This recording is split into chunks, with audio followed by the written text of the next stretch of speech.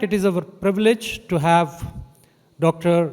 Mansukh Mandavia, Honorable Union Minister of Health and Family Welfare and Minister of Chemicals and Fertilizers, for sparing his most precious time and join us all on this momentous occasion of the inauguration of 23rd AGM of DCVMN. We are extremely thankful to you, sir, to spare your valuable time out of your extremely busy schedule, which I am fully aware of.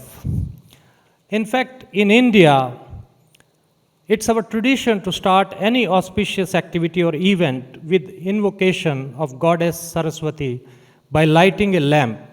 And I would request Honorable Minister to kindly come and light the lamp. And then, of course, I will invite all dignitaries, Dr. Cyrus Poonawalla, Dr. Adar Poonawalla, Mr. Sai Prasad, Dr. Soumya, Dr. Alakhija, and Mr. Thomas Cuny to kindly come.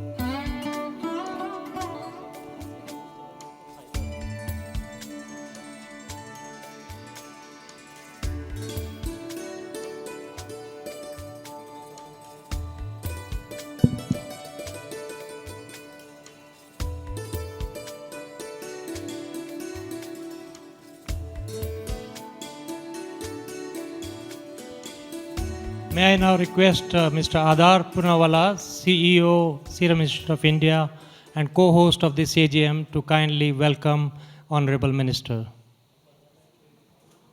I think second के लिए बैठे आप बुलाएंगे.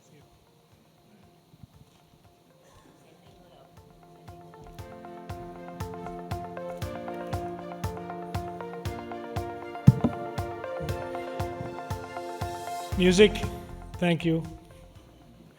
A very warm good afternoon and a very warm welcome, Honorable Health Minister Mansukh Bhai Mandavia, for making the time to be here.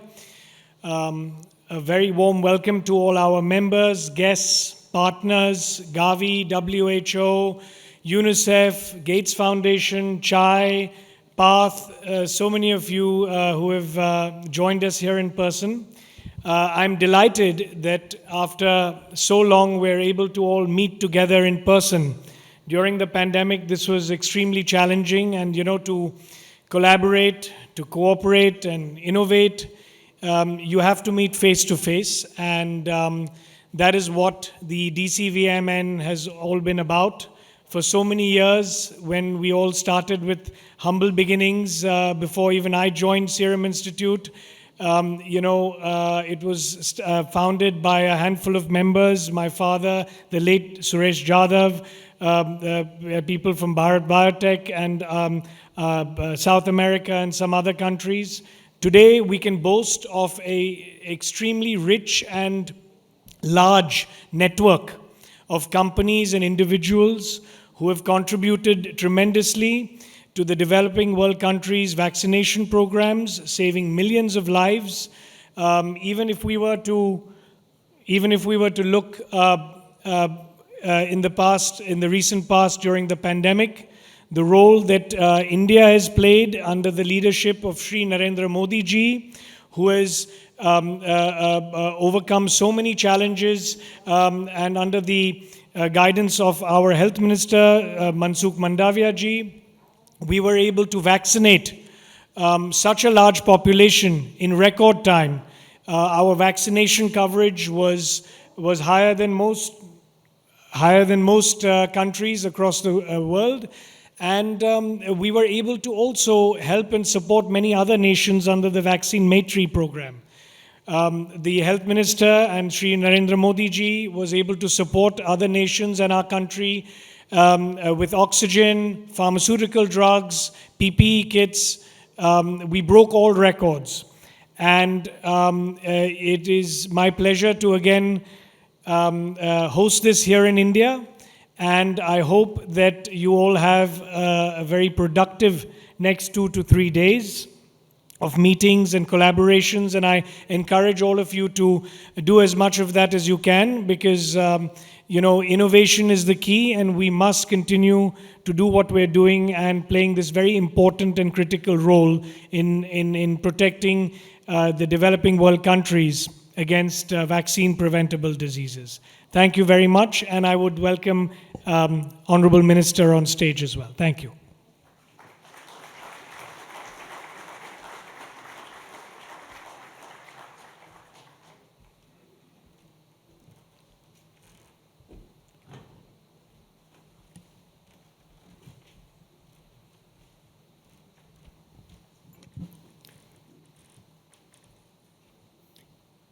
I will request Mr. Adar Poonawalla to felicitate Honorable Minister.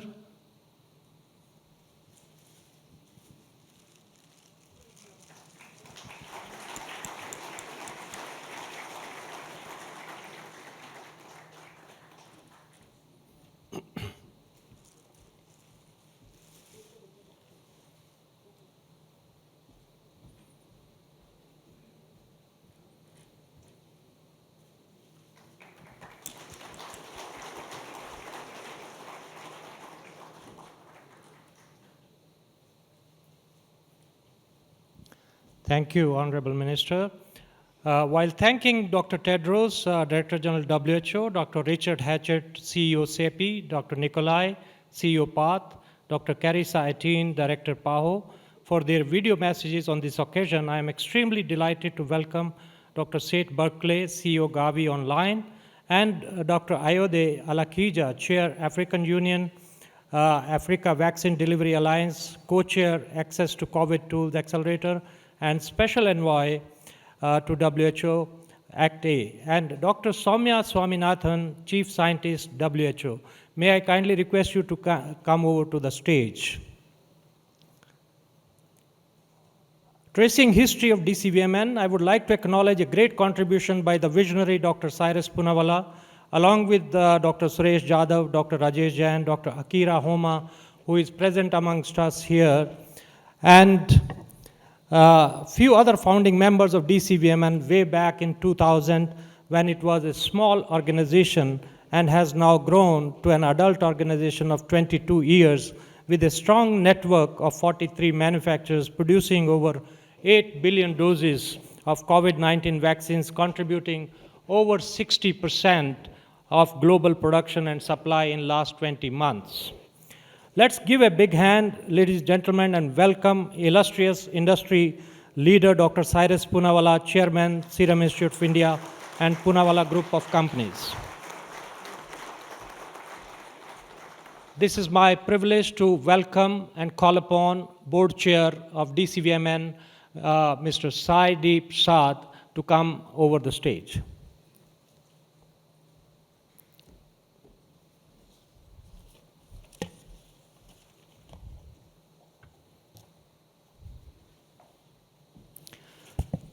Before we go on to start the proceedings of the day, I would like to share a few housekeeping rules. Please keep the mobiles either on airplane mode or silent mode. All speakers are requested to kindly stick to the time schedule.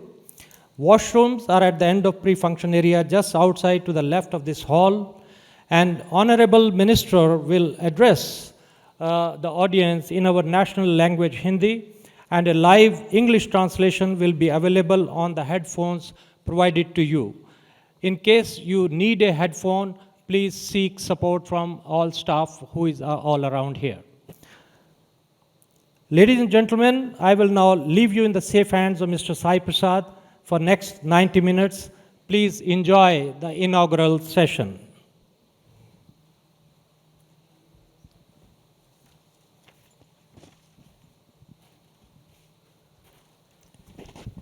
Thank you, Mr. Suri.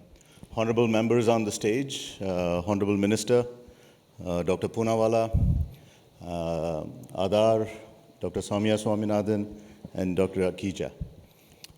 It's a wonderful opportunity that after 3 years that we get to meet everybody in person. I think just this fact alone, I would say I'm ready to declare the meeting a success. We're yet to start, but I think I'm ready to declare a meeting a big success just because we can see each other in person. We've been doing this on video conferences for the last couple of years, and I think that is not good enough. We need to meet and greet people in person, and I think when we meet in person, we get a lot more energy, and we're also able to communicate a lot better. I just have a brief presentation, maybe not more than 5 minutes, just to give you an idea as to what DCVMN has been doing, what are we thinking about, what are the problems that are plaguing us, how we are trying to overcome some of those issues and problems, and also what is the feedback from our industry membership. And I think that has been on the top of our minds. Next slide, please.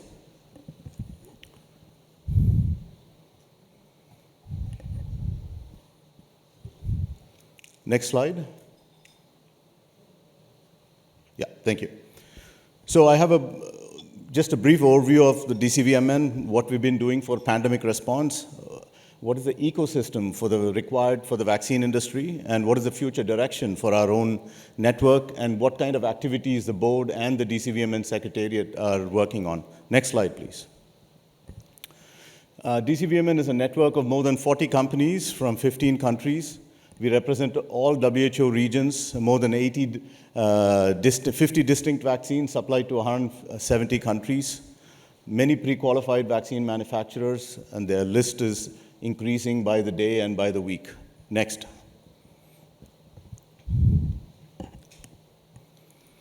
So in terms of pandemic response, we've had 9 manufacturers who developed novel and innovative vaccines, and I think this is important for everybody to note, because there is a general perception that companies in the DCVMN network or the developing country vaccine manufacturers are not innovative enough. I think the pandemic has proved that concept, and not just that, in terms of manufacturing scale, the members of the network has manufactured and supplied more than 8 billion doses of vaccines in many countries around the world.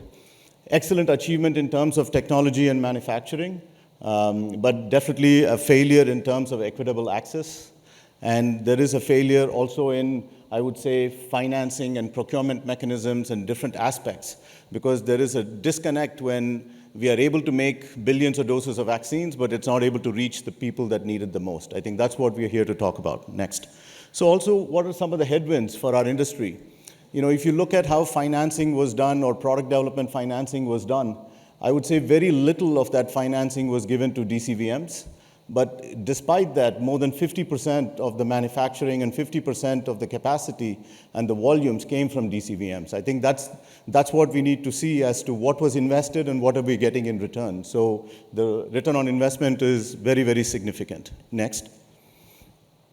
And also in terms of pandemic, what do we do? What is an industry feedback? What are CAPAs? What are we learning from this? We have to have equitable access globally. We are asking for some kind of a pandemic treaty or a convention. We've been discussing this also on the WHO Act Accelerator and many other international forums. It's important that countries allow the free flow of goods, services, and knowledge and intellectual property, especially during pandemics. I think that's very important. And we have to rise above political and financial and all these barriers. And also procurement agencies, we want a fair share of procurement, both from countries in US and companies in US and Europe, but also DCVMs. We saw that there was a dichotomy in terms of the total volume and the value of procurement during the pandemic. I think that is something that we need to discuss. Next. Also, product development funding. During the pandemic, early days of the pandemic, there was a lot of clamor on innovative vaccines, novel technologies, but we failed to recognize whether these innovative technologies are able to meet the needs of low-income countries and high-income countries, whether they meet the product PSPQ requirements, whether they are able to be supplied and distributed at scale in our part of the world. I think these are important concepts, and we think we think globally there is a poor understanding of this, and I think we need to make this better. And many DCVMs, just because they were working with traditional technologies, I think were not considered in this part.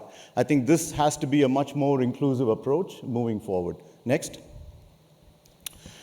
And what are we thinking about when we think about the ecosystem for the vaccine industry? There is a lot of requirements to have a sustainable industry, especially in low-income and middle-income countries.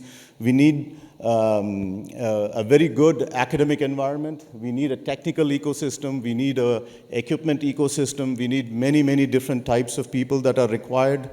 We also need there is a driving towards lower-priced vaccines, but this is also being driven towards large vaccine manufacturers with very large volumes also. So that is also one of the concepts that we are talking about. Access to technology, we do discuss it, but we don't think it's that big an issue, because if you look around, if you're able to read articles and understand, there are technologies that are available. But everybody needs to understand that vaccines are long lead time items. It takes a long time to get a product to the market. Next. And also, when we are looking at new countries, when we're looking at other countries from different parts of the world, there is some kind of a basic requirement in terms of human capital, academic and a research environment, financing, and also what's more important is you need a very stable political environment over the long term, because this is not an industry where you can invest today and see returns in 2 or 3 years. It's going to be a 5, 10, 15-year process. You need a very strong, strict, transparent regulatory system. That's very important. And also sustainable pricing for a healthy industry. Next.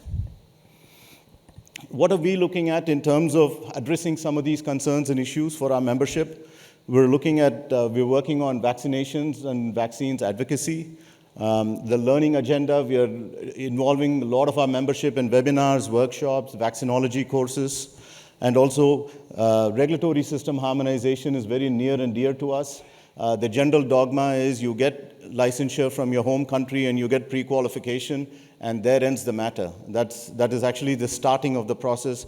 Every country now needs local testing, clinical trials, regulatory approvals, audits. And also, we are also requesting and asking for a value-based pricing concept as opposed to only a COGS-based pricing concept. Because eventually, if these companies have to produce the innovation of tomorrow, there has to be some kind of value add to what DCVMs are doing. Next.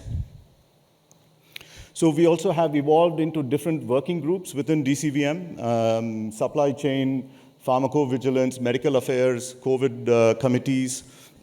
And also, what is the output of this? We are publishing position papers. We have more than a dozen publications in many reputed journals. And also, we are communicating to many of our stakeholders, both directly and through conferences and meetings. Next. So I wanted to take this opportunity. I mean, the last meeting we had in Brazil, we had about 250 attendees, I think. And today we have the same number in person. And on top of that, we have another 180 to 200 attendees listening to all of us online. And more than 37 countries are represented, 38 organizations other than our member companies are here. I think it's a valuable exercise. I want to say thank you to all the organizations who are here, our sponsors, and also the companies that are here. Thank you, and we can get started with our next session.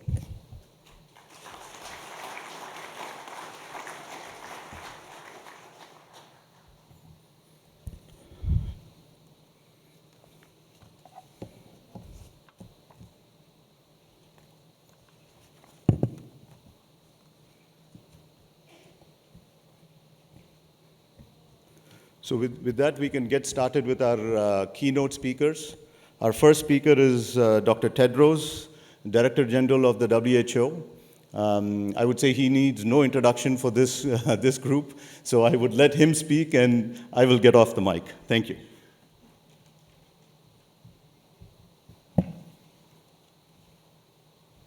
Dear colleagues and friends, the development of safe and effective vaccines against COVID-19 has been a historic triumph for science. And the global vaccine rollout of more than 12 billion COVID-19 doses is the largest and fastest in history, with an estimated 60% of doses produced by developing country manufacturers. Despite these accomplishments, stark inequity in access to COVID-19 vaccines remains. These inequities are due partly to the fact that globally, vaccine production is too concentrated. To address this, WHO and our partners have established the mRNA Vaccine Technology Transfer Hub in South Africa to facilitate the sharing of know-how with low and middle-income countries. Looking forward, WHO welcomes your efforts to develop new vaccines against COVID-19 that reduce transmission, are easier to use, and have a broader scope of protection. At the same time, your research on efficacy and effectiveness are crucial for improving vaccination programs around the world. We very much appreciate your contribution to the fight against this pandemic and your achievements in improving affordability and equity for all vaccines. Thank you once again for your continued partnership as we work together for a healthier, safer, and fairer future for all. I thank you.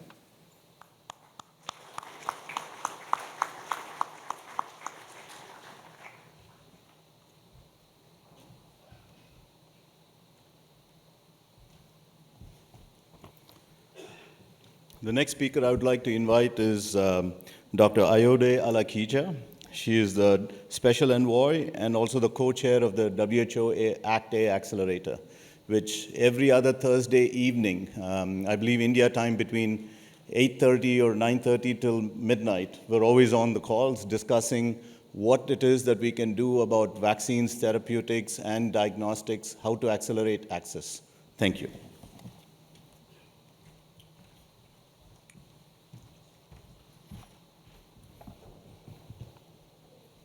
Namaste. Thank you very much, Sai. It's an honor to be here. Honorable Minister of Health, Family Welfare, Chemical and Fertilizers of India, Dr. Mandavia, Dr. Cyrus Poonawalla, Mr. Adar Poonawalla, Dr. Tedros online, my sister, Sumya, and of course, to you, the chair of DVCM, Sai Prasad. I would like to thank you all for the invitation to be here today in Pune. It is an absolute honor to join the DVCM family at this august occasion. Today, I wear two hats. As co-chair of the Africa Union Vaccine Delivery Alliance, and a special envoy, WHO, for the Access to COVID Tools Accelerator. Both of those hats are critical to the next few days, and both I wear with a sense of the weightiness of the responsibility placed upon these shoulders. My brothers, Professor Amadou Sow of Institut Pasteur in Senegal, and Mr. Stavros Nicolaou, and others who are leading the charge for us on the African continent to manufacture vaccines, often refer to me as the voice of Africa and the conscience of the world during COVID. I wear those labels with equal measure of humility and pride, and those of you who have heard me speak will appreciate that what I stand for is justice, and what I stand for is equity. In the words of Nelson Mandela, "Thus shall we live, our Tata, because we have created a society which recognizes that all people are born equal, with each entitled in equal measure to life, liberty, prosperity, human rights, and good governance." What India has shown us in the last few years is that we all can, India can, and Africa can. The incredible achievements of India in the last couple of years in this pandemic, as my brother Ardar said earlier, we have done such incredible things in this last few years. You have vaccinated so many people, produced so many vaccines. Vaccine Maitri saved the islands of the Pacific. Today I have here with me my assistant, but also my daughter, who is a Fijian. The Fiji Islands were saved by Vaccine Maitri and the sharing of the vaccines that were made here on this continent. So we can acknowledge that we can, but we must also acknowledge that Rome was not built in a day, and it has taken much blood, sweat, and tears to get to where you, as India, are today. You're seen as a pharmacy of the world, and this is why we must join hands and act together. Join forces as the global South to ensure that we are never, ever again left behind. I applaud the recent partnership between Serum Institute and Aspen in South Africa on vaccine manufacturing. This shows us a prototype for the future. Partnership opportunities are not just at the manufacturing end of vaccine development pipeline. Research and development must also be driven by local needs and local research. There are opportunities for low resource settings such as ours, and I'm sure there are still parts of many of the developing countries that are represented here today where electricity and therefore refrigeration is not a given. Our academic bases are strong both in India, Africa, Brazil, many other parts of the world, Latin America. And like India, we're able to identify what the health needs are for our own specific populations. We need, at the early stage of vaccine and medical countermeasure development, consider the populations who will be accessing these products. We need to be people-centered, people-driven in our approach. Again, appreciating that Rome was not built in a day, and that we as a community can learn from the global north and welcome support, for example, in achieving GMP standards. We also hope to turn to global initiatives such as CEPI, who work to support capacity in country along with providing advice when needed. Regulatory capacity building and sharing of processes is also critical, as we saw in Ebola in Africa. Again, I understand CEPI and others are keen to support on this, but they must work with us hand in hand together. We must no longer go to the top-down colonial models of the past.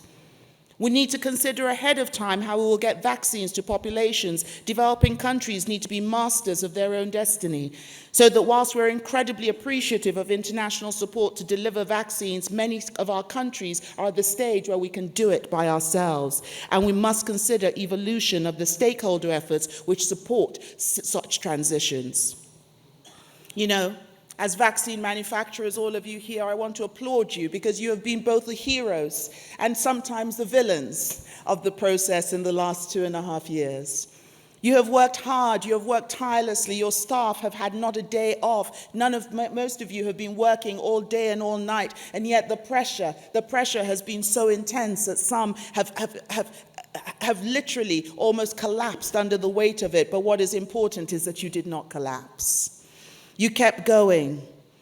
I applaud Serum Institute for your inspirational journey. I was able to have a brief conversation today with Dr. Poonawala and tell him about my own family's knowledge of his incredible work, because we also are a horse-loving, polo-playing family. And so we know about the vaccines for horses, and that has meant a lot to us. And for me, it is an honor to be here in your presence today. Through this pandemic, you have shown a heart for humanity and have, against all odds, taken a stand for greater equitable distribution and access to vaccines. Adar, I applaud you too.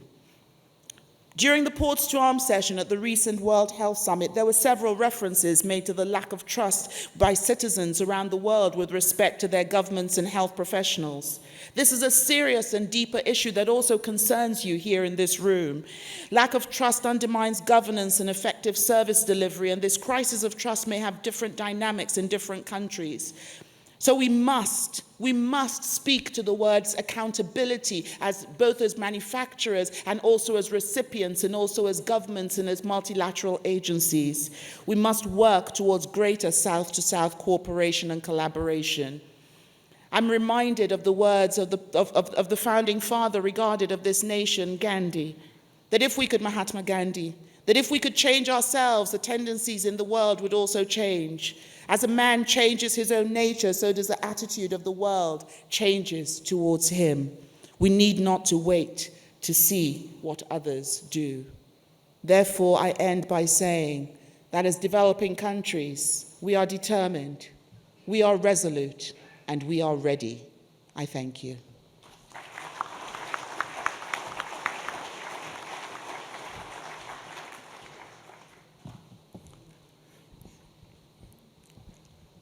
Thank you, Dr. Alakija, for that excellent oration.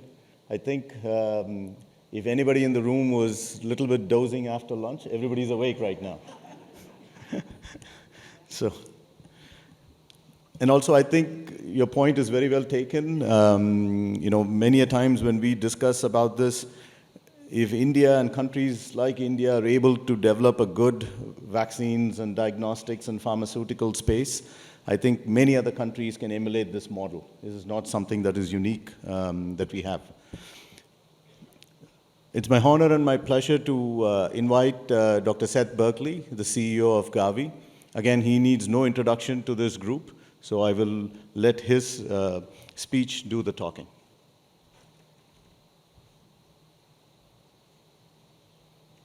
DCVM delegates, honorable minister, ladies and gentlemen, my dear friends, thank you for inviting me to speak today, and my deepest apologies for not being able to join you in person due to my official duties.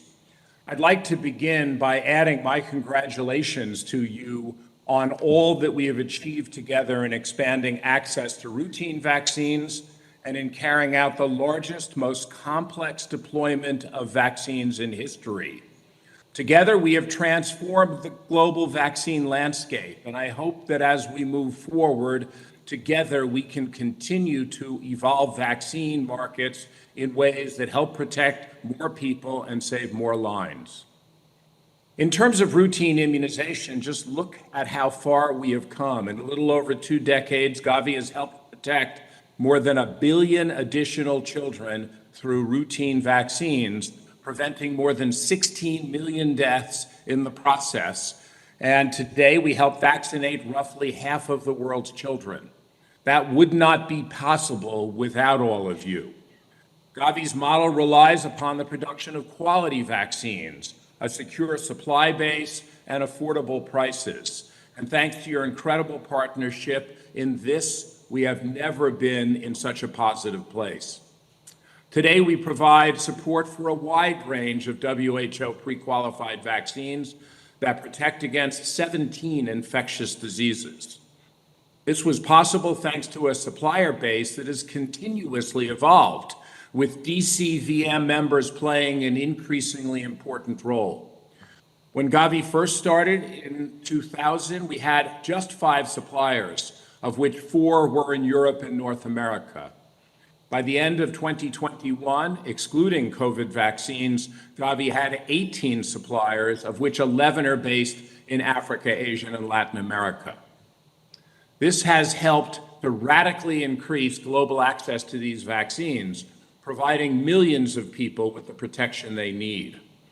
With pentavalent vaccines, for example, our supply base has grown from one manufacturer supplying approximately 3 million doses in 2000 to 5 manufacturers supplying about 130 million doses in 2021. Of these, 4 are DCVM manufacturers.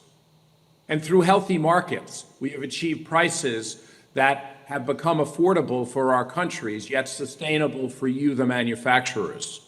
Since 2010, the cost of fully immunizing a child with pentavalent, rotavirus, and pneumococcal vaccines has decreased from $35.20 to just $15.20 in 2020. That 57% decrease was made feasible in large part by the competitiveness and innovation of DCVM members. Today, if you include all 11 antigens that WHO recommends every child should have, the cost of fully immunizing a child in Gavi-supported countries is less than $25 compared to around $1,300 in the US, which is incredible. However, as you all know, the last 2.5 years have been uniquely challenging for everyone.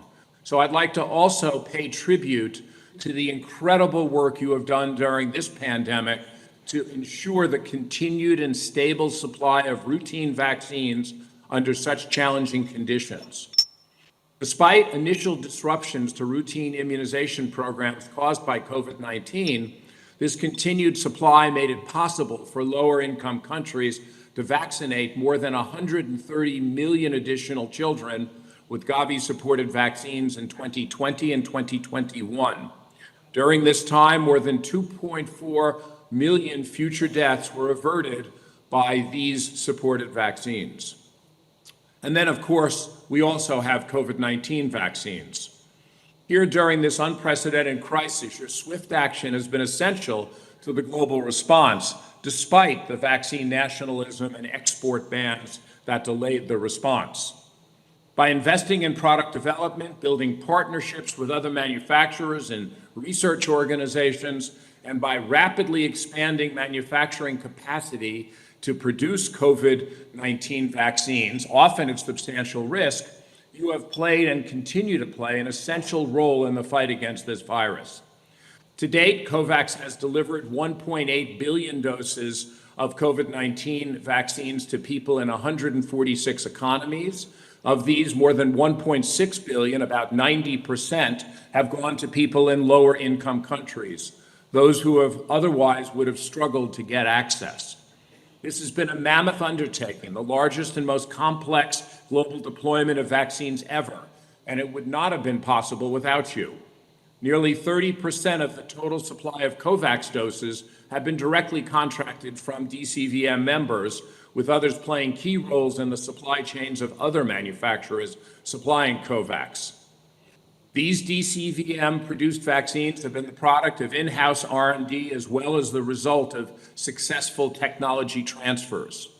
The speed at which the DCVM members and the vaccine industry as a whole has responded and adapted to this pandemic has been breathtaking, with the first COVAX doses being administered just 39 days after people in high-income countries got their first jab. However, the politics around the pandemic has signaled a need for change. Given the fact that COVAX needed to be created in the first place and given the supply issues it has faced, we're now seeing momentum gathering towards a more diverse vaccine manufacturing industry, particularly in Africa, which currently produces less than 0.1% of the global supply. The shift has already begun with more than 30 vaccine manufacturing initiatives underway across the continent. With this will come both challenges and opportunities.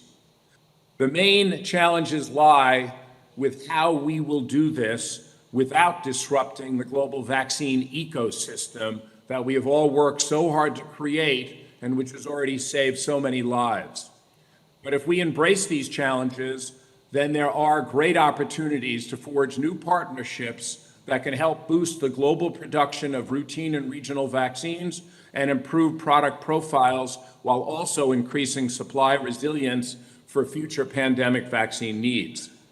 We know that such partnerships are possible. The partnership that Serum has announced with Aspen is a living example. With the African Union now having set a goal for the region to produce more than 60% of its vaccine doses by 2040, we will need to see more of these kinds of collaborations, in addition to seeing more drug substance manufacturing on the continent. Whether or not the AU's ambitious targets can be met, as the world's largest purchaser of vaccines and the biggest supplier to African nations, Gavi will have a central role to play. And a key part of that will be to try to ensure that the markets stay healthy. Vaccine manufacturing partners will be key to making that happen too. The long-term, large volume, low-cost model that we have with many of you has already transformed the current landscape. This same model, with some new tweaks, can now work with Africa's expansion too. And my hope now is that we can count on your continued partnership to see that happen. I thank you for listening, and I wish you very best in these very important deliberations today, which my team will be working with you on the ground.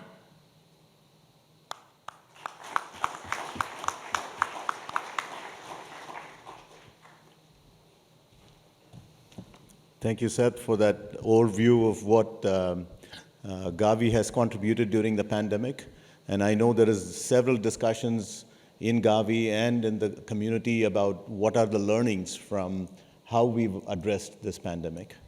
Our next keynote speaker is Dr. Richard Hatchett, the CEO of CEPI. If I was giving this introduction maybe 3 years ago or 4 years ago, I would have had to give you a very large introduction for what CEPI is and who Dr. Hatchett is. I think that's not required today. Without further ado, I would let Dr. Hatchett address us. Thank you, Sai. And you said that the advantage of coming after Dr. Alakija is that everyone is awake. The disadvantage, of course, is that I am coming after Dr. Alakija, but I will do my best. Honorable ministers, representatives of the government of India, Mr. Suri, Sai, Dr. Poonawalla, Mr. Poonawalla, distinguished guests, colleagues, friends, it is really an honor to join you virtually today and to be part of this distinguished panel. I regret that my travel schedule has not permitted me to join you in person, but a large delegation led by our new Executive Director for Manufacturing and Supply Chain, Mr. Anand Ekambaram, is representing CEPI in Pune, and I hope you will have the opportunity over the course of the annual general meeting to meet with him and with other members of our team. This annual general meeting, dedicated to the theme of global equity and timely access, COVID-19 and beyond, could not come at a timelier moment.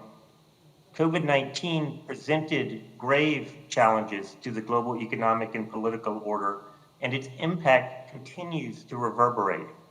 The SARS-CoV-2 virus marches on, transforming in front of us. Some countries have begun to administer new rounds of bivalent jabs with comparatively low uptake, while many of the poorest countries have struggled to vaccinate even 20% of their populations. The ideal of global solidarity was badly tarnished. And having a pandemic doesn't in any way discharge future risk. New infectious disease threats continue to emerge at an alarming pace. Already this year, we have experienced the largest ever outbreak of monkeypox, with more than 70,000 cases recorded in an epidemic that has now affected over 100 countries. In Uganda, today, we are grappling with the growing outbreak of the Sudan virus, for which we have no licensed countermeasures. Decade over decade, the frequency and size of major epidemics is increasing. Fortunately, finally, political leaders are grappling seriously with the enduring security threat presented by emerging infectious diseases. I am joining you today from Japan, where I have been meeting with government officials who are preparing for their upcoming G7 presidency, in which pandemic preparedness and the 100-day mission will figure prominently as part of an integrated health agenda. India, for its part, will assume leadership of the 2023 G20 process at the end of the year, and one can anticipate that the expansion of vaccine manufacturing and access to the latest platform technologies in developing countries will be an important priority. Brazil is hosting the G20 in 2024 and can build on the momentum that Indonesia and India have built up on these topics. And the momentum is not only at the political level. Developing country vaccine manufacturers, as you have heard from the other speakers, have made astounding contributions to the global production of COVID-19 vaccines over the last 2 years. 5 of the 11 EUA-qualified COVID vaccines are DCVM products, and many other DCVMs are manufacturing EUA-qualified vaccines under technology transfer arrangements. Several of the DCVMs have developed and received regulatory approval for homegrown vaccines, reflecting substantial and rapid increases in their technical capability. Thanks to the DCVMs, billions of doses of vaccine have been delivered to populations all around the world, many of these, as Seth said, through COVAX, saving millions of lives. In the middle of one of the greatest infectious disease crises in history, the Developing Country Vaccine Manufacturers Network has lived up to its objective of providing a consistent and sustainable supply of quality vaccines at an affordable price. Without your efforts and collective achievement, the world would be in a drastically worse place. I congratulate you and I thank you. You have much to be proud of. But there is also much to be done. The institutional arrangements, financing mechanisms, and global architecture that are being put in place need to be strengthened. Regional partnerships need to be solidified. Critical new platform technologies that enable rapid response must be secured, installed, and used in order to be ready when we need them. Vaccine delivery programs in low and middle income countries must be extended to allow life course vaccination for adults as part of an expanded and increased commitment to universal health coverage. Putting such programs in place will save lives and improve quality of life, increase demand for vaccine, support the growth of manufacturing, and foster resilience. Because DCVMs will be at the heart of regional preparedness, you will receive unprecedented attention from your host governments and global institutions in coming years. You have a voice, and I have no doubt you will use it. But I would urge you not to forget the power that comes when you act collectively. You will go farther, faster to protect the populations you serve if you work through mechanisms such as DCVMN to act in unison. We have already begun to see examples of South-South cooperation. We've already heard mentioned the recently announced partnership between the Serum Institute of India and Aspen Pharmaceuticals in South Africa, and the ongoing work under WHO's sponsorship to create an mRNA hub and network. We need to see more such partnerships going forward, and I urge you to use the opportunity of meeting in Pune to advance your collective efforts in the interest of global health, justice, and equity. We at CEPI deeply value our collaborations with so many members of your network. We are inspired by your work and your accomplishments. We are committed to your success and to your cause, and we look forward to being your partner for many years to come. Thank you.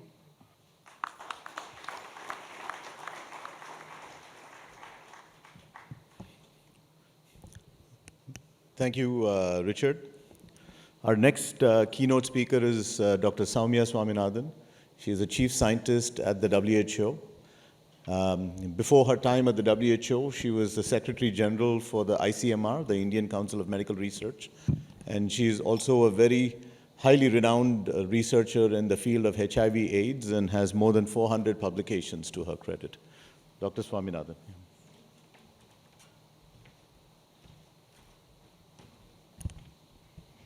Namaskar, and thank you very much to Sai Prasad and to DCVMN and to the Poonawallas for inviting me and organizing this.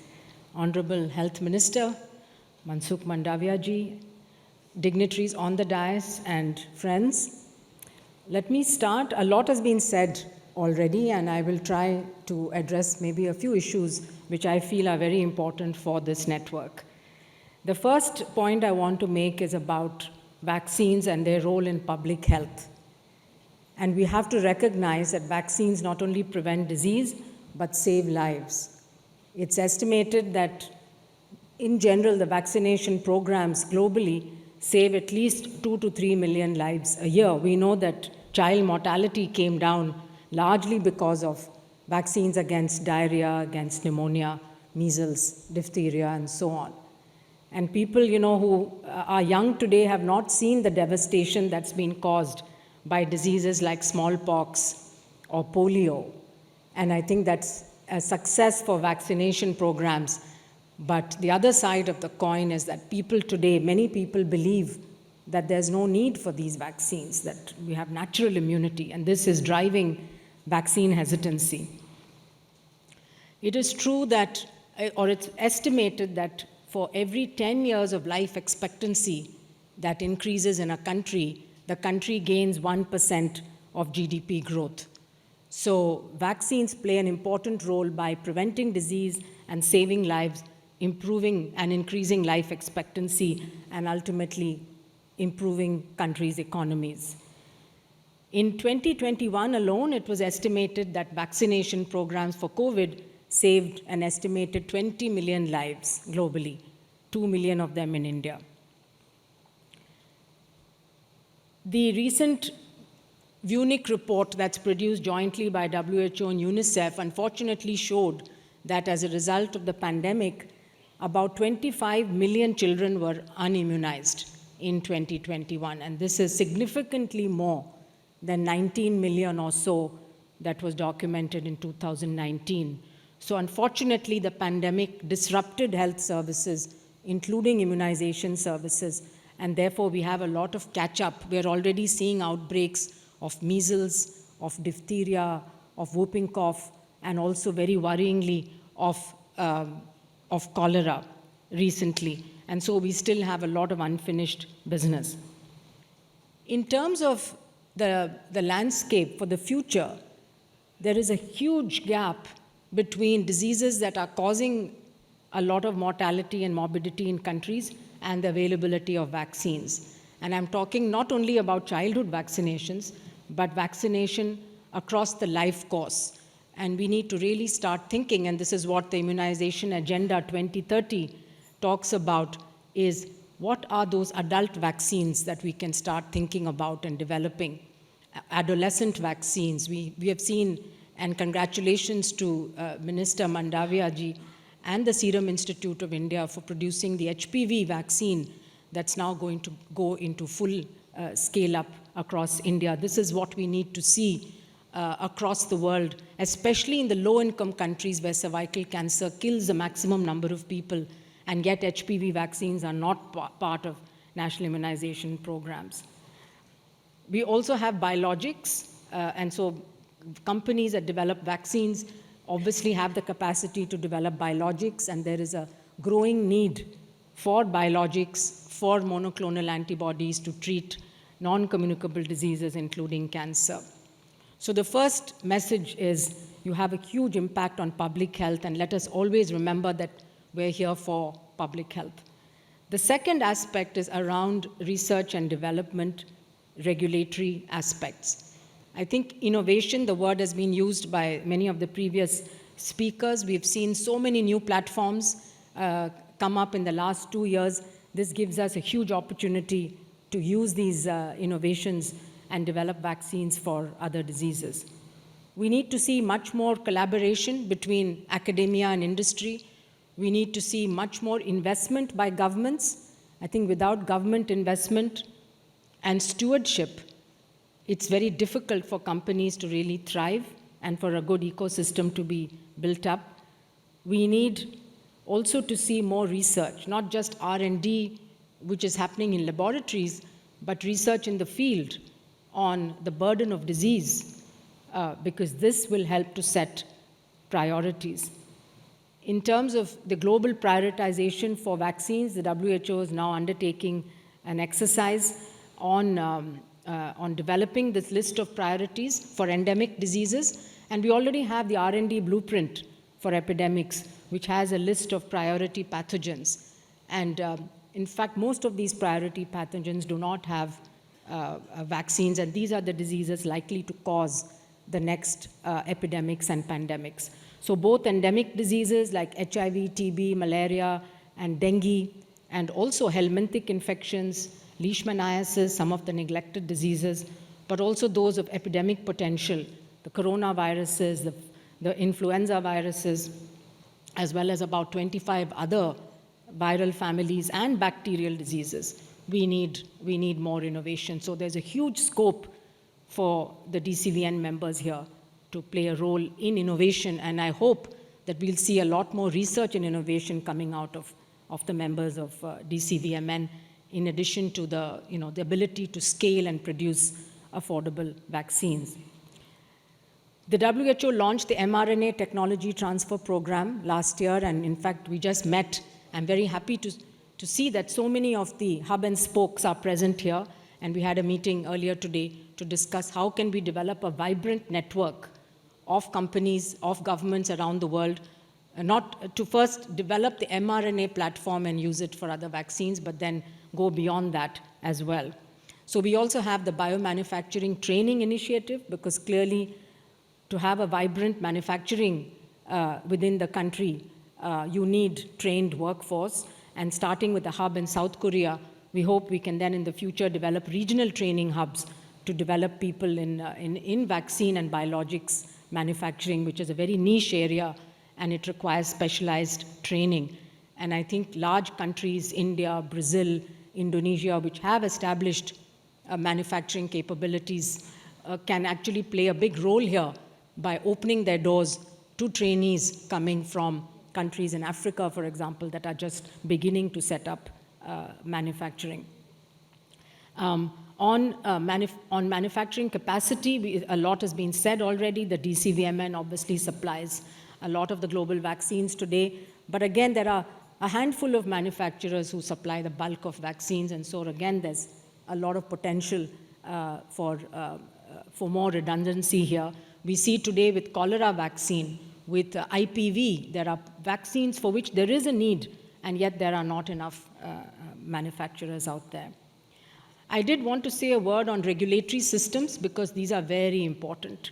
And without, it's the third leg. You need the R&D, you need the workforce in the biomanufacturing facilities, the factories, investment, but then you need a strong and stable regulatory system. And again, we saw during COVID the innovations that regulators were able to do, the collaborations that happened, and the regulatory reliance that went a long way in fast-tracking the approval of vaccines and drugs for COVID, without safety being compromised, but using a collaborative approach. And so the WHO global benchmarking tool today is being used by many countries, because we have only about 50 countries globally that have a regulatory agency that is at the maturity level 3 or 4, according to the benchmark. And if the regulatory agency is not at that level, then the vaccines or the products, drugs and vaccines, cannot be assured to be of safe quality and efficacy, and can certainly not be exported. So it's really important that governments also invest in regulatory systems at the same time. And finally, the end point is vaccination. We need to get, as my friend Dr. Alakija often says, that vaccines don't save lives, it's vaccination that saves lives. And so we have to pay attention to the last mile delivery, to health literacy, to the growing anti-vax movement. We need to counter that, infodemic and misinformation programs, use of digital platforms to track those who are likely to be left behind. And of course, as I mentioned, building the adult platforms. We've learned from COVID. India, for example, vaccinated over 1 billion people in a very short period of time. It's possible to do. And so it's possible to introduce other vaccines for adults which can also save lives. So finally, I think we also need a global action plan to discuss how we are going to address global public health challenges in the future. Vaccines are global public health goods, and they should be treated as such. And this is why the WHO is now hosting the discussions which member states are having through the intergovernmental negotiating body on a pandemic accord or treaty, which will lay down the rules, the playbook for how countries and companies will come together to address the challenges if we are faced with another pandemic. But my argument is that it should not just be another pandemic, but in the meantime, there are diseases that kill people around the world for which vaccines can actually be the life-saving tools. So we need national action, regional action, and then ultimately we need global collaboration and solidarity. Thank you very much.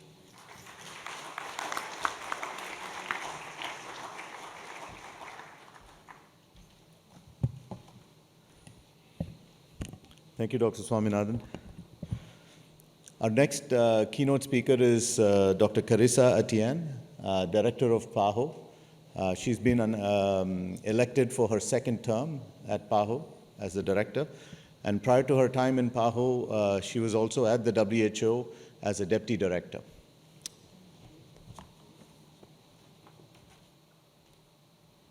Vaccine manufacturers, distinguished guests, colleagues, good morning. While I was not able to join you in person this year in Pune, I thank you for the opportunity to participate virtually in this very important meeting. I want to start by acknowledging the members of the Developing Countries Vaccine Manufacturers Network for your outstanding work during the COVID-19 pandemic.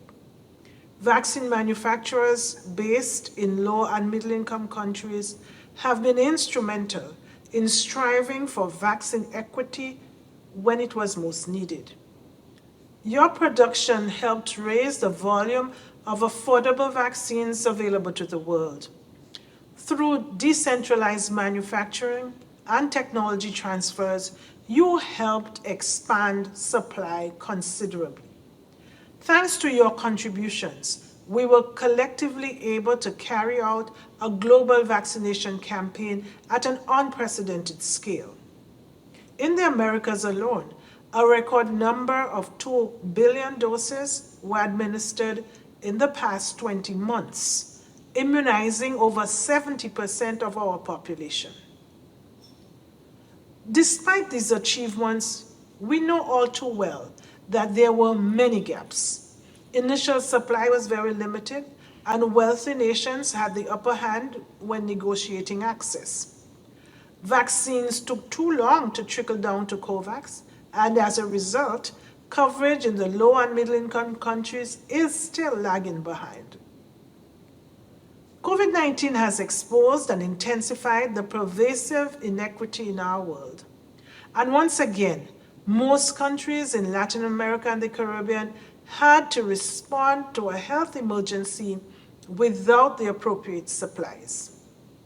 The pandemic made it abundantly clear that the current model of manufacturing and supply of vaccines is inadequate, especially during a time of crisis. At PAHO, we've been committed to equitable access through our revolving fund for over 40 years. And the members of the DCVMN are a part of this history. But we must do better for the sake of our collective future, paving the way for more equitable manufacturing. We must address the root cause of vaccine inequity. First, decentralized manufacturing is key. All regions of the world, including Latin America and the Caribbean, should have established capacity to manufacture vaccines and other essential health products. We cannot continue to rely on a handful of suppliers in one region, because when there is overwhelming global demand, this model falls short and leaves many behind. Second, during a crisis, solidarity should drive access to technology and not profits. We saw great examples of technology transfer taking place in record time in response to the pandemic. This approach works, but it must be significantly expanded through South-South networks like the DCVMN. We are counting on you. And third, R&D capacity in low and middle income countries must be strengthened to ensure that these nations can be active players in developing the technologies that will ultimately benefit them. PAHO is strongly committed to expanding vaccine manufacturing capacity in Latin America and the Caribbean. And that is why we launched the regional platform to advance the manufacturing of COVID-19 vaccines and other health technologies in the Americas. And we did that in August of last year. This platform builds on the strengths of companies in our region and aims to support the development and incorporation of mRNA technology into Latin America and the Caribbean, as well as bolstering the institutions required to regulate them. We have no time to lose, as health systems struggle to get back on their feet after nearly 3 years of disruptions. We are facing yet another crisis of falling immunization coverage rates worldwide. PAHO is committed to working with the companies in this room to ensure we have the tools needed to reverse those trends, especially for measles and polio. I know that we can count on the DCVMN and its members to help make vaccine-preventable diseases a problem of the past and to build a safer, more equitable future for us all. Thank you for your efforts.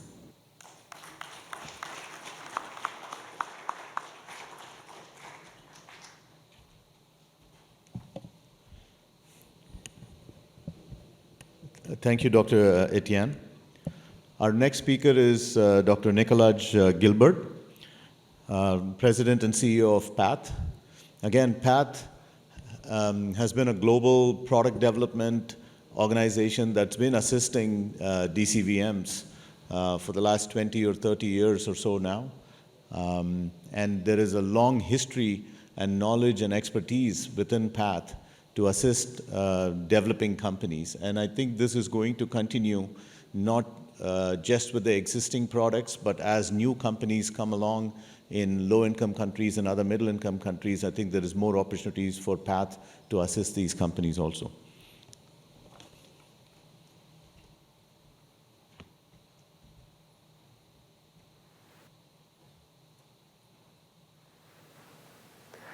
Good afternoon, Manufacturing Network. I'm so pleased to be here at your annual general meeting for 2022, and I hope you will forgive me for recording my remarks. I'm speaking to you from Seattle in the United States, where it's currently very, very early in the morning, actually in the middle of the night. And I promise it's better to hear me recorded than live at this point.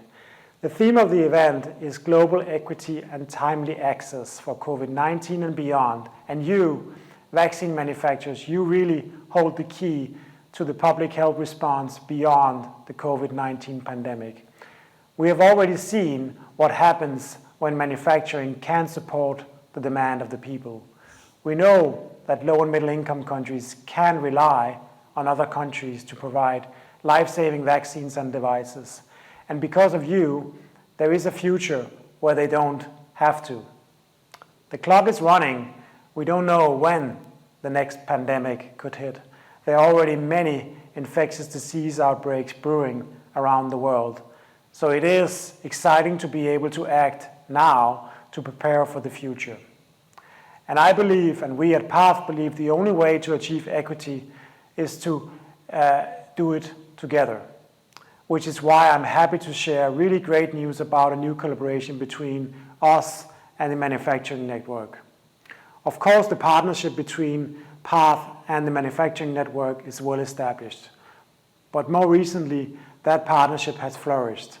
In the past few years, we have worked closely with many of you to strengthen and train your workforce, training that ultimately led to the delivery of billions of doses of COVID vaccines by all of you. So today we plan to build on that incredible success and strengthen our partnership once more. 99% of vaccines administered in Africa are imported, as you know, and there is an incredible opportunity and even a more important demand for change. I'm pleased to share that PATH is committing to a 5-year relationship with you all to continue to grow capacity to prepare for future pandemics. This takes shape of professional development, training, personal and talent management support, and scalable learning opportunities that will make the existing workforce stronger and more responsive to the changes we all want to see happening.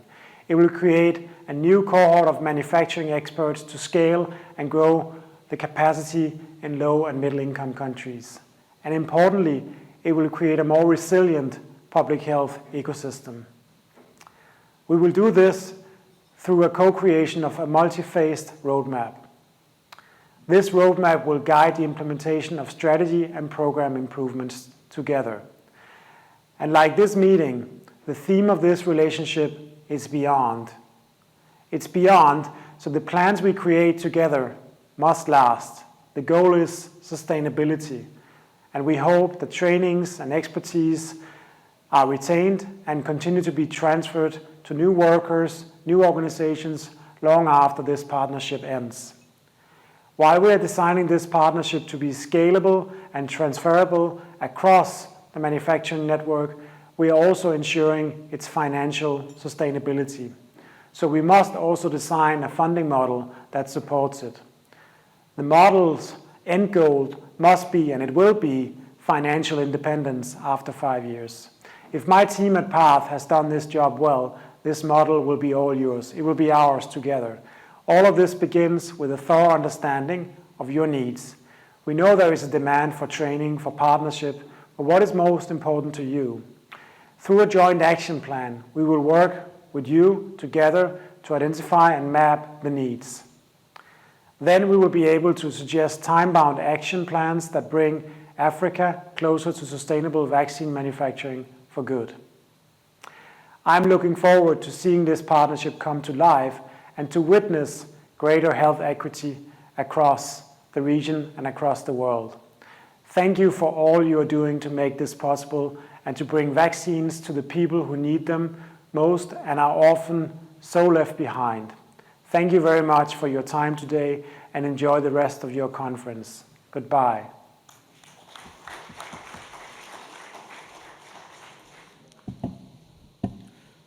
Thank you, Nicolaj, for that excellent address.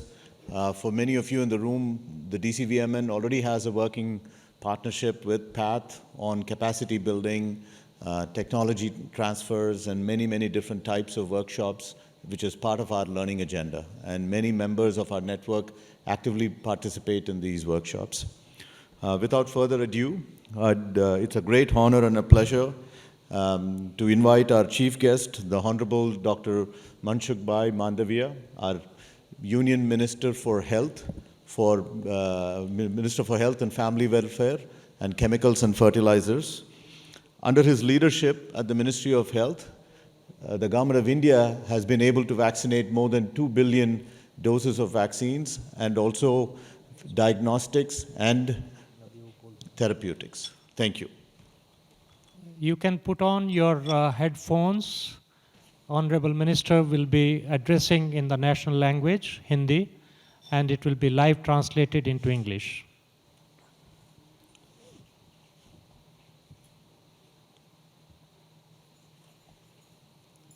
नमस्कार।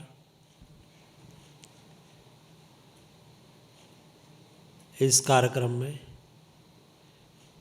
Physical उपस्थित doctor Soumya Swaminathan जी,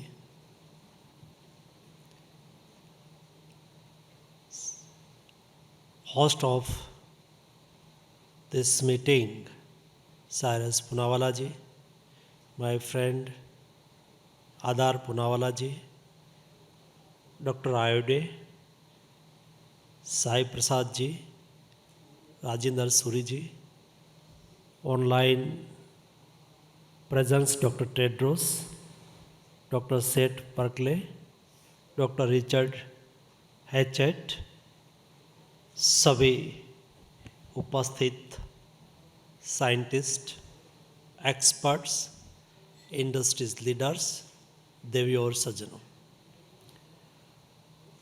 आज का यह आयोजन इस महीने में खास हो जाता है कि यह दीपावली के ठीक पहले ही हो रहा है और भारतीय इस त्योहार को अंधकार दूर करके प्रकाश की ओर ले जाने के तौर पर मानता है।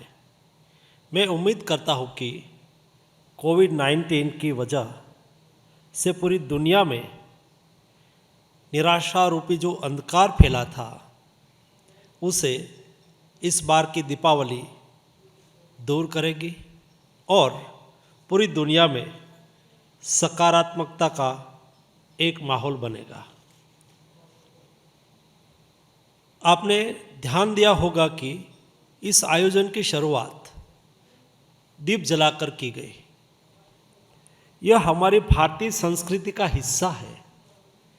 हम कोई भी शुभ कार्य करने से पहले दीप जलाकर माँ सरस्वती की आराधना करते हैं। माँ सरस्वती ज्ञान और विद्या की देवी है। ज्ञान और विद्या का महत्व हम सभी ने तब देखा जब पूरी दुनिया में कोविड महामारी फैली और दुनिया भर के वैज्ञानिकों ने एक साथ मिलकर इसका समाधान तलाशने की सफल कोशिश की। इस अवसर पर मैं भारत के उन वैज्ञानिकों को भी बधाई देना चाहूँगा जिन्होंने दिन रात मेहनत करके विकसित देशों के साथ ही कोरोना वैक्सीन विकसित करने में कामयाबी हासिल की। यह वैज्ञानिकों की मेहनत और प्रधानमंत्री श्री नरेंद्र मोदी जी का अपने देश के वैज्ञानिकों पर विश्वास ही था कि भारत स्वदेशी वैक्सीन विकसित करने में कामयाब हो पाया। प्रधानमंत्री श्री मोदी जी के नेतृत्व में भारत ने दुनिया का सबसे बड़ा वैक्सीनेशन अभियान सबको वैक्सीन मुफ्त वैक्सीन के तौर पर चलाया। भारत ने सिर्फ 9 महीने में 100 करोड़ वैक्सीन डोज लगाने का गौरव हासिल किया। 18वें महीने में देश ने 200 करोड़ वैक्सीन डोज लगाया था। आज हमारी तकरीबन टोटल पॉपुलेशन का काउंट करें तो 70% आबादी पूरी तरह से वैक्सीनेटेड है। भारत ने यह कामयाबी प्रधानमंत्री जी के समर्थ नेतृत्व, वैज्ञानिकों के ज्ञान, वैक्सीनेटर के परिश्रम और वैक्सीन बनाने वाली कंपनियों की प्रतिबद्धता की वजह से हासिल किया है। Serum institute, Bharat biotech, biological events, Zydus Cadila जैसी कंपनियों ने वैक्सीन के मोर्चे पर भारत सरकार की हर कदम पर मदद की है। बीमारियों से लड़ने के मामले में वैक्सीन एक महान वैज्ञानिक उपलब्धि है। बीमारियों को रोकने के लिए वैक्सीन किसी भी देश के लिए सबसे cost effective public health tools है। मुझे यह बताते हुए खुशी होती है कि पूरी दुनिया में वैक्सीन कवरेज बढ़ा है और इस वजह से हर साल लाखों जानों बचाई जा रही है। भारत ने भी वैक्सीनेशन का दायरा लगातार बढ़ाया है। हमारे यूनिवर्सल इम्यूनाइजेशन प्रोग्राम की सफलता का इस प्रमाण है। भारत ने स्वास्थ्य सेवाओं का दायरा बढ़ाने के लिए प्राइमरी, सेकेंडरी और टर्शरी स्तर पर स्वास्थ्य सेवाओं के ढांचे को मजबूत बनाने का काम भी किया है। हमारे पास हेल्थ केयर सेक्टर में स्ट्रॉन्ग वर्कफोर्स है। इसमें हमारी आशा बहन भी है।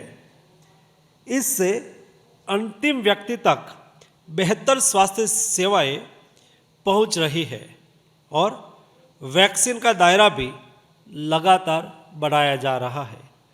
दुनिया की कुल एपीआई वैक्सीन मांग के 70% की आपूर्ति DCVMN के द्वारा की जा रही है।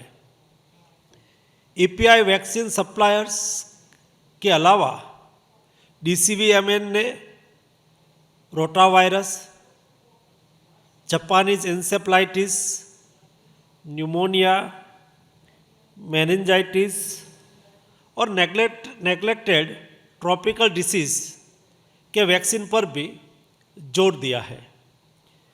DCVMN का उदय पार्टनरशिप मॉडल का एक बेहतरीन उदाहरण है। इसमें WHO, UNICEF, Bill and Melinda Gates foundation, donor governments, programme for appropriate technology in health, राष्ट्रीय स्तर पर काम करने वाली रेगुलेटरीज एजेंसीज और राष्ट्रीय सरकार ने प्रमुख भूमिका अदा की है। हमें वैक्सीन के मोर्चे पर और बेहतर काम करने के लिए 4 बातों पर काम करना जरूरी है। First, knowledge. इसके लिए एक्टिव कोलैबोरेशन की ज़रूरत है। भारत के विश्वविद्यालय विदेशों में काम करे संस्थाओं के साथ अलायंस करें। साथ ही इंडस्ट्रीज और एकेडेमिया के बीच आपसी कोलैबोरेशन को बढ़ावा देना चाहिए। भारत में वैक्सीन को लेकर शोध और विकास पर और ध्यान देने की आवश्यकता है, जो हम कर रहे हैं। Second, technology. दुनिया में जो बेहतरीन टेक्नोलॉजी उपलब्ध है उसे भारत में लाना है। टेक्नोलॉजी ट्रांसफ़र पर भी हमें ध्यान देना है। इसका बेहतरीन उदाहरण है कोविशील्ड। भारत में सीरम इंस्टीट्यूट ने ऑक्सफोर्ड और एस्ट्राजेनेका से टेक्नोलॉजी ट्रांसफ़र के जरिए इसे हासिल किया और बड़े पैमाने पर उत्पादन संभव हो सका। थर्ड है सोशल।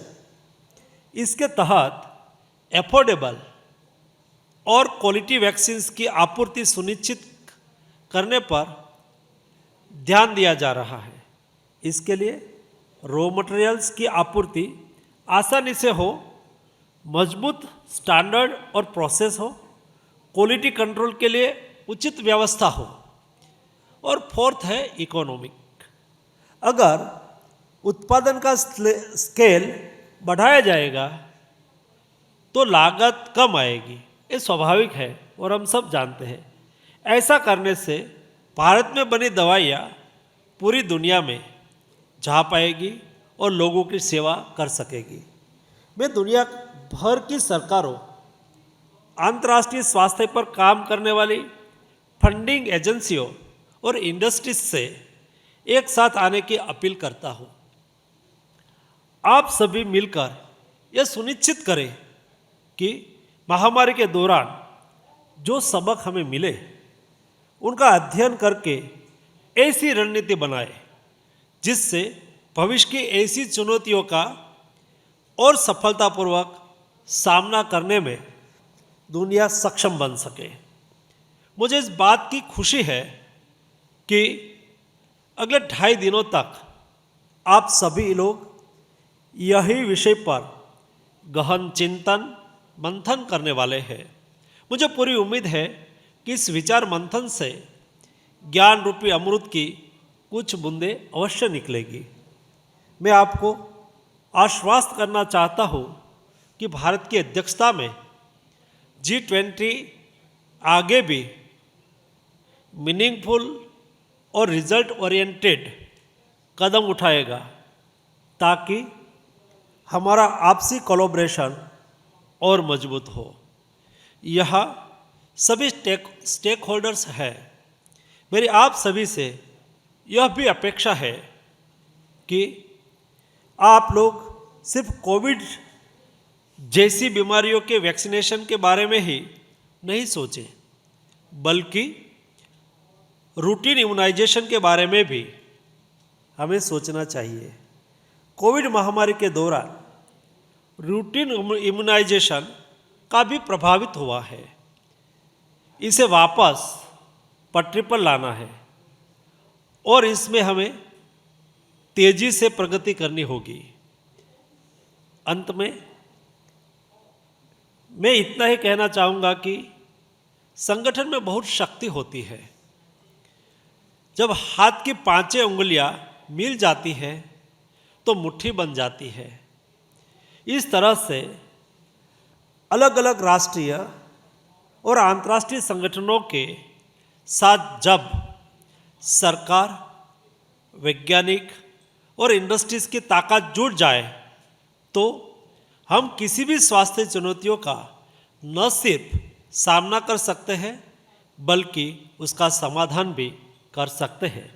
मुझे विश्वास है कि इसी आपसी सहयोग की भावना से हम सब एक साथ मिलकर आगे भी काम करते रहेंगे। हम सभी को वसुधैव कुटुंबकम की भावना के साथ पूरी दुनिया को एक मानकर काम करना है। आप सबको मेरी ओर से हार्दिक शुभकामनाएं। धन्यवाद।